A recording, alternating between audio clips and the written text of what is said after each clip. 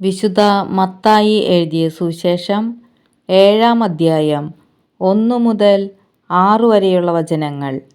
അന്യരെ വിധിക്കരുത്.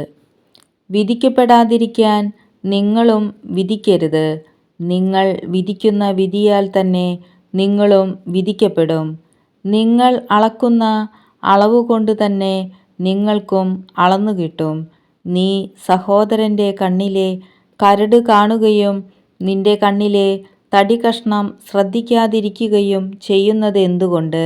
അഥവാ നിന്റെ കണ്ണിൽ തടികഷ്ണമിരിക്കെ സഹോദരനോട് ഞാൻ നിന്റെ കണ്ണിൽ നിന്ന് കരട് എടുത്ത് കളയട്ടെ എന്ന് എങ്ങനെ പറയും?